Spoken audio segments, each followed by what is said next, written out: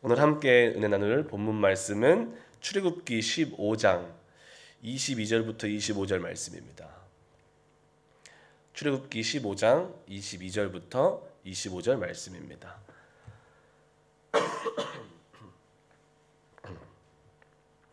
함께 합독하도록 하시겠습니다.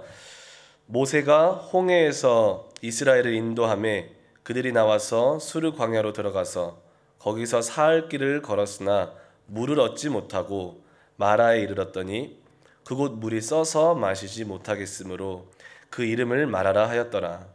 백성이 모세에게 원망하여 이르되 우리가 무엇을 마실까 하매 모세가 야훼께 부르짖었더니 야훼께서 그에게 한 나무를 가리키시니 그가 물에 던지니 물이 달게 되었더라.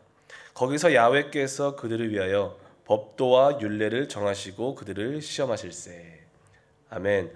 오늘은 구약 속의 그리스도 13번째 시간으로서 물에 던져진 나무까지 예수 그리스도라는 제목으로 함께 은혜를 나누도록 하겠습니다.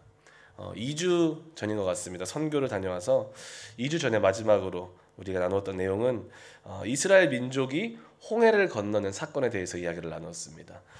이스라엘 민족이 홍해를 건너는 사건은 오늘날 우리가 예수 그리스도와 연합하여서 침례를 받는 사건을 예표하는 것임을 나누었습니다.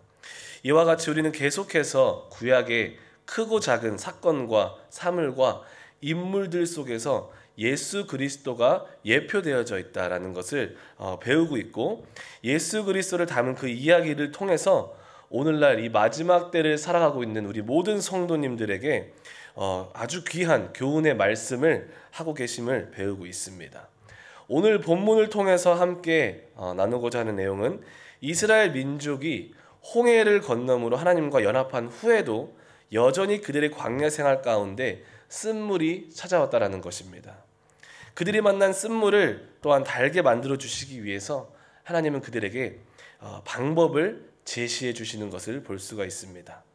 그리고 그 방법은 결국 예수 그리스도를 예표하고 있다는 것을 함께 배우도록 할 것입니다. 이를 통해서 우리가 배울 것은 오늘날 예수 그리스도를 영접하고 그분과 연합한 삶을 사는 우리들에게도 여전히 인생에 많은 쓴물이 찾아온다는 것을 배울 것입니다. 그런 우리의 삶에 오직 예수 그리스도만이 우리 인생의 쓴물을 단물로 바꿀 수 있는 유일한 길임을 함께 은혜 나누며 나가도록 하겠습니다. 오늘 본문 말씀은 잘 아시다시피 하나님이 이스라엘 민족을 홍해 가운데 통과케 하심으로 그 위대한 애국 군대로부터 완벽하게 구원하여 내시며 아주 완벽하게 그들을 구원해 내신 영광스러운 사건, 그 사건 바로 다음에 일어나는 이야기입니다. 이런 영광스러운 구원을 막 경험한 그 이스라엘 민족의 그 내면이 어땠을까요? 어떤 기대가 그들에게 있었을까요? 어떤 것을 기대했을까요? 그 위험 앞에 그 어떤 적군도 두렵지 않았을 것 같습니다. 당장이라도 하나님은 그들을, 자기 자신들을 하나님이 약속하신 땅으로 인도해 들이실 것만 같았을 것입니다. 그런 기대감에 부풀었을 것 같아요. 그러나 예상과는 다르게 그들이 가장 먼저 맞닥뜨렸던 상황은 어떤 상황입니까? 오늘 본문에서 말씀한 것처럼 사흘 길을 걸었으나 마실 물을 얻지 못하고 마실 수 없는 쓴물을 만나게 된 것이었습니다. 이 기분은, 이 고통은 경험해 본 사람은 정말 잘 알 것 같습니다. 목마른 고통. 제가 정말 하나님 앞에 순결하게 쓰고 싶어서 더 거룩하게 살고자 하는 욕심이 있어서 한 번은 5일 단식을 해본 적이 있습니다. 물도 먹지 않고 음식도 먹지 않고 정말 기도의 자리로 나아가는 금식. 그때 깨달았던 것은 배고픈 고통보다 목마른 고통이 더 심하다라는 거. 3일째까지는 밥 없이 살 수 있겠더라고요. 근데 4일째 딱 들어가니까 입술이 메마르기 시작하고 혀가 메마르기 시작하고 갈라지기 시작하는데 그 고통이 너무나도 고통스러워서 참기 힘들었었습니다. 그게 정말 아직까지도 생각이 나는데, 이 설교를 준비하면서 이 사흘길쯤 들어갔을 때 이스라엘이 마실 물을 얻지 못해서 갈급해했던 그 이스라엘의 민족의 심령, 마음을 조금은 이해할 수 있는 것 같습니다. 이번에 바누아투 선교를 다녀왔는데요. 빗물을 받아서 생활을 했습니다. 물이 너무나도 귀한 곳이었어요. 빗물이 없다면 40분을 걸어 내려가서 물을 떠와서 다시 40분을 올라와야 되는 그런 고통이 따르는 그런 동네였습니다. 그렇게 물이 귀한 곳에 있다 보니까 이 물의 있고 없음의 그 중요성을 다시 한번 깨닫게 되었는데요.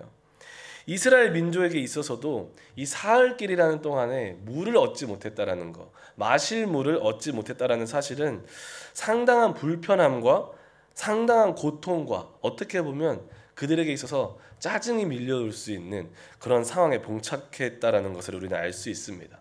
근데 이 삶을 보면은 우리들의 신앙생활도 그런 것 같습니다. 주님을 만났을 때 그 어떤 것도 두렵지 않았죠. 매일매일 그 사랑에 힘입어 아무 문제 없이 만사 형통할 줄만 알았습니다. 주님은 우리들에게 축복만 주실 줄만 알았습니다.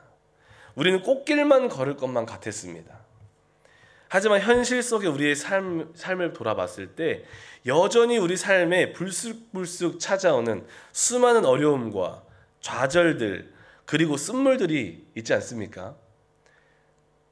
많죠. 다 편안하신가 봐요, 삶이. 예, 표정이 다들 편안하십니다.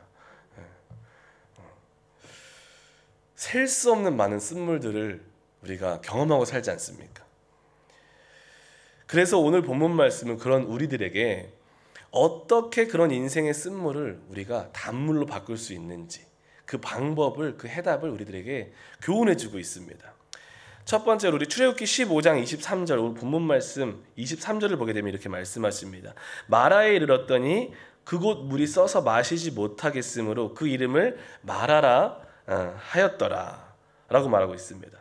쓴물을 만난 그곳의 이름을 모세는 마라라고 이름을 지어주고 있는 것을 볼 수가 있습니다. 그닥 좋은 경험도 아니지 않습니까? 어떻게 보면 짜증나고 힘들 수밖에 없는 당혹스러운 그런 상황인데 그곳의 이름을 부여하고 있는 이유가 무엇일까요?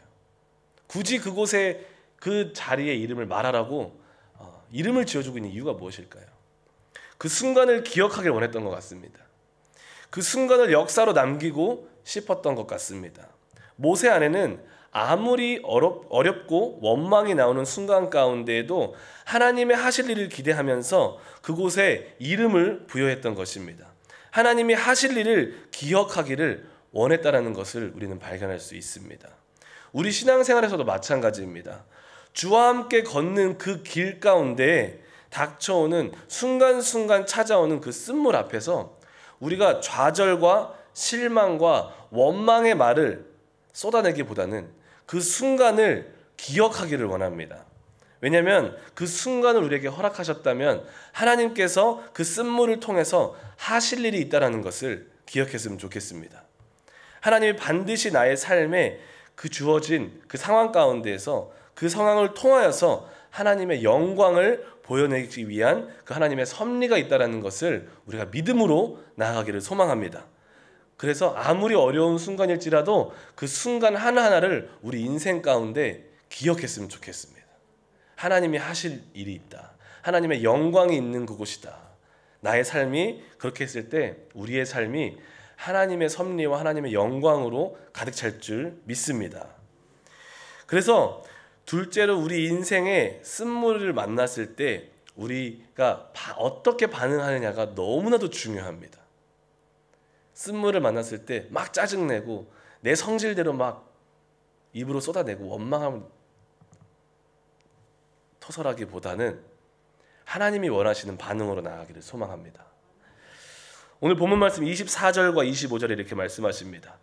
백성이 모세에게 원망하여 이르되 우리가 무엇을 마실까 하매 25절에는 모세가 여호와께 부르짖었더니 여호와께서 그에게 한 나무를 가리키시니 그가 물에 던지니 물이 달게 되었더라. 거기서 여호와께서 그들을 위하여 법도와 율례를 정하시고 그들을 시험하실세.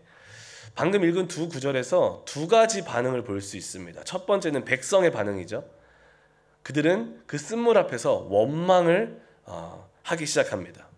두 번째 반응은 누구의 반응입니까? 모세의 반응을 볼 수가 있습니다. 모세는 백성처럼 원망하기보다는 여호와께 나아가 부르짖기 시작합니다. 기도하기 시작합니다. 인생의 쓴물 앞에 우리의 반응을, 내가 어떻게 반응할 것인가를 잘 선택하시기를 주님의 이름으로 축복합니다. 우리 인생의 쓴물을 통해 하나님이 하실 일을 정말 목격하고 싶다면, 정말 하나님이 행하시는 일을 보고 싶으시다면 쓴물을 대하는 우리들의 반응이 너무 중요합니다. 백성처럼 그 쓴물을 만났을 때 원망하기 시작하면 우리는 결코 하나님이 하시는 일을 볼 수가 없습니다. 하나님이 내 삶 속에서 일을 하실 수가 없습니다. 원망으로 내 삶에 가득 차기 시작하면 하나님이 일할 수 있는 공간이 내 안에 없기 때문에 그렇습니다. 하나님의 은혜가 자리 잡을 수 있는, 믿음이 자리 잡을 수 있는 공간이 내 안에 없기 때문에 그렇습니다.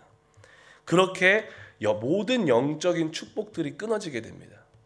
지금 다 볼 수는 없지만 성경을 보다 보면 항상 그렇습니다. 하나님이 하나님의 택한 백성들을 축복하시기 앞서서 항상 그들 앞에 마음 상하는 일이 먼저 있었다라는 거예요. 항상 마음 상하는 일이 먼저 그 앞에 있었습니다. 때로는 길 때문에 마음이 상하고, 때로는 내가 감당할 수 없는 대적들 때문에 마음이 상하고, 항상 마음 상하는 일이 하나님의 그 축복 앞에 있었다라는 것입니다. 그래서 우리가 마음 상하는 일이 닥쳤을 때 우리는 그 즉시 생각해야 됩니다. 어떤 큰 은혜를 나에게 주시려고, 하나님의 어떤 영적인 축복을 주시려고 이런 쓴물을, 이런 상황과 환경을 나한테 허락하셨는가. 이 생각을 가장 먼저 하시는 믿음의 축복자들이 되시기를 축원드립니다. 이 기대함으로 모세의 반응을 우리도 선택하고 감사함으로 나아가기를 소망합니다. 모세처럼 그 순간에 무릎을 꿇을 수 있는 믿음이 필요합니다. 모세처럼 그 순간에 여호와께 부르짖음의 자리로 나아갈 수 있는 믿음이 필요합니다. 기도의 자리로 나아갈 수 있는 믿음이 필요합니다. 그렇게 했을 때 하나님께서 반드시 우리에게 쓴물을 단물로 바꿀 수 있는 방법을 가르쳐 주실 줄 믿습니다. 여호와께 부르짖음의 자리로 나아간 모세에게 쓴물을 달게 하는 방법을 우리 하나님은 가르쳐 주십니다. 하나님은 기도하는 모세에게 한 나무를 가리키셨고 그 나무를 쓴물에 던지니 물이 달아졌다라고 말씀을 하고 있습니다. 왜 하필이면 나무였을까요? 참 독특한 방법인 것 같습니다. 이해되지 않는 방법이지만 이 나무를 가리키고 나무를 물 안에 던지는 이 사건은 우리들에게 아주 큰 의미를 전달해주고 있습니다. 왜 그러냐면 그 물에 던져진 나무는 예수 그리스도를 상징하고 있기 때문에 그렇습니다. 스가랴서 3장 8절과 이사야서 11장 1절을 읽어드리겠습니다. 대제사장 여호수아야, 너와 내 앞에 앉은 내 동료들은 내 말을 들을 것이니라. 이들은 예표의 사람들이라. 내가 내 종 싹을 나게 하리라. 이사야 11장 1절에서도 이새의 줄기에서 한 싹이 나며 그 뿌리에서 한 가지가 나서 결실할 것이요 라고 말씀하고 있습니다. 여기 구약에서 방금 읽었던 구절에서 사용되어지는 싹 또는 가지는 나뭇가지를 뜻하는 동일한 단어로서 다윗의 자손으로 오실 예수 그리스도를 예표하고 있습니다. 신약에서도 예수님은 그렇게 말씀하시죠. 나는 포도나무요 너희는 가지니라는 말을 통해서 예수님 자기 자신을 나무로 표현하고 있는 것을 우리는 성경을 통해서 알 수가 있습니다. 그래서 나뭇가지를 그 쓴물에 던진다라는 것은 내 인생의 모든 쓴물 가운데 예수 그리스도를 그 중심에 모시는 것을 의미합니다. 모든 어려운 상황과 좌절하는 상황 가운데 예수 그리스도를 유일한 주권자로서, 통치자로서 그 중심에 모셔드리는 것을 의미합니다. 쓴물 가운데 예수 그리스도를 통해 단물을 경험한다는 것은 단순히 그 환경이 해결되는 것만을 의미하지 않고요. 내가 처한 상황 가운데 하나님의 선하신 섭리와 또한 뜻을 발견하게 되는 것을 의미합니다. 비록 그 상황은 여전히 어렵고 변함이 없는 것 같아 보이지만 내가 그 상황 가운데 예수 그리스도를 중심에 모셔드릴 때 우리 안에 변화가 일어난다는 것입니다.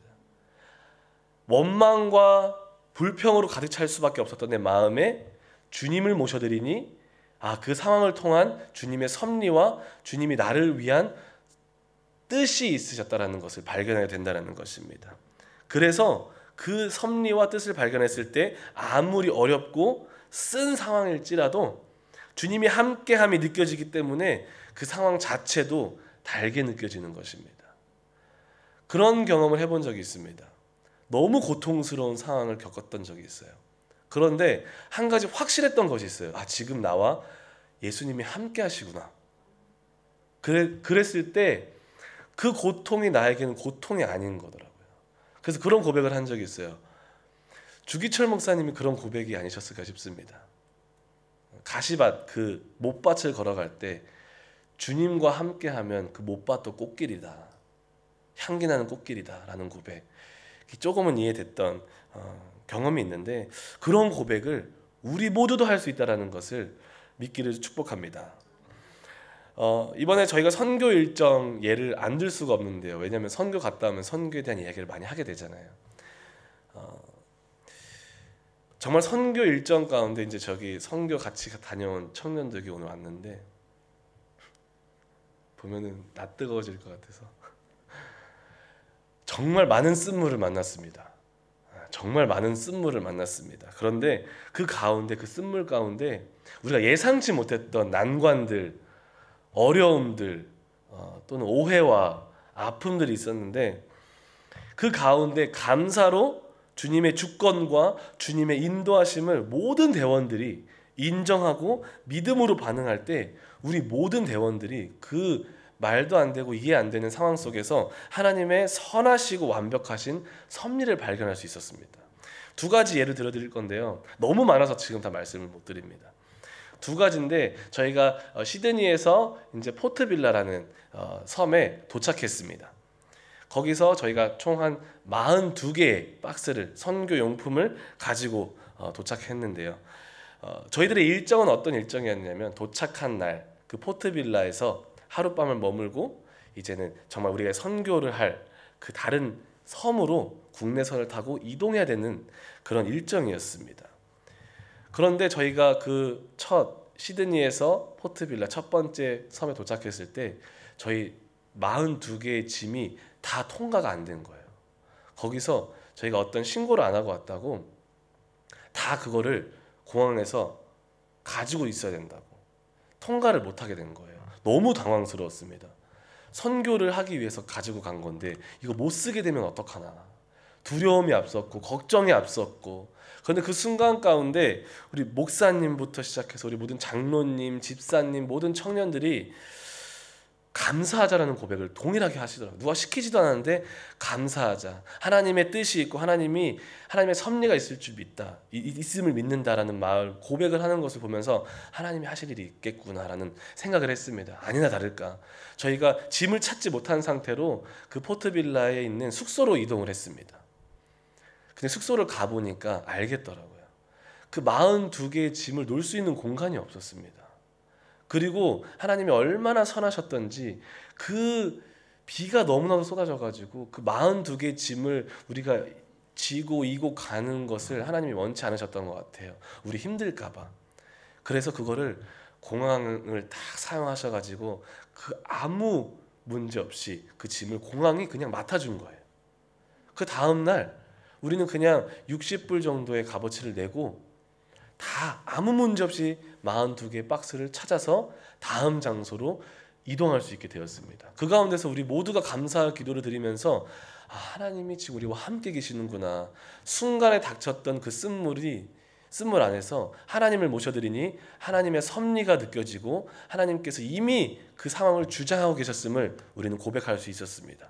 근데 그게 끝이 아니라 이제 그 42개의 짐을 가지고 다음 장소 국내선을 타고 이동해야 됐었습니다. 다 붙여서 체크인을 하고 우리가 이제 짐을 가지고 다음 장소로 비행기를 타고 이동을 했습니다. 저희 짐을 기다려야 되잖아요. 한참을 기다렸는데도 짐이 나오질 않는 거예요. 왜 그렇지? 짐이 이제 아예 안 나와서 물어봤습니다. 우리 짐 어디 있냐고. 근데 비행기가 너무 작아서 우리 짐은 내일 온대요.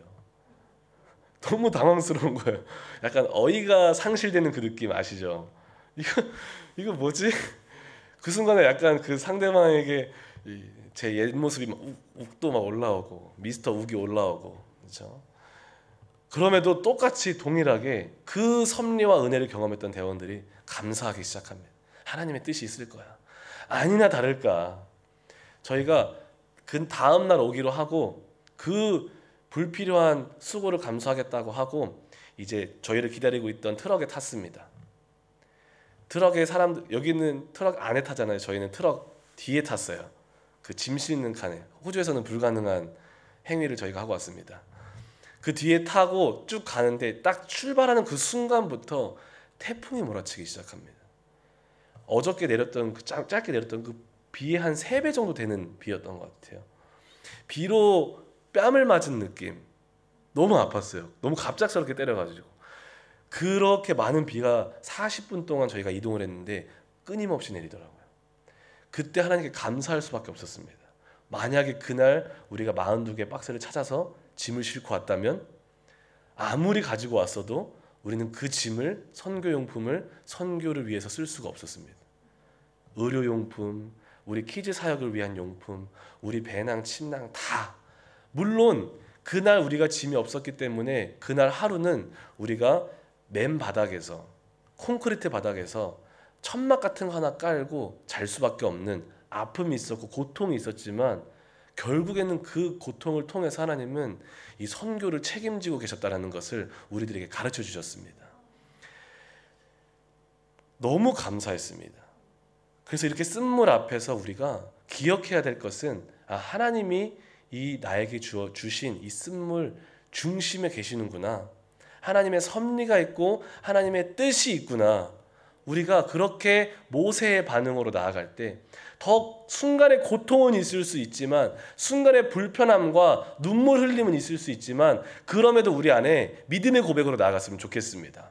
주님 여전히 내 삶에 살아 계시죠. 이 순간도 주님이 나에게 허락하신 거라면 주님 이 고통 안에서도 하나님의 뜻과 하나님의 사랑을 발견하기를 원합니다. 하나님 일 행하여 주시옵시고 나의 삶을 사용하시길 원하신다면 마음껏 주님이 원하시는 모습으로 사용해 주시옵소서. 우리 안에 그런 교만함이 없었으면 좋겠습니다. 내 원함과 내 기준을 꺾지 않는 교만함. 그러면 절대로 하나님이 우리 삶 속에서 일할 수 없습니다. 그래서 그런 교만함을 내려놓고 주님, 예수님처럼 나의 원대로 마옵시고 모든 상황 가운데 아버지의 원대로 행하여 주시옵소서 라는 믿음으로 나아가는 모든 성도님들 되시기를 주님의 이름으로 축복합니다.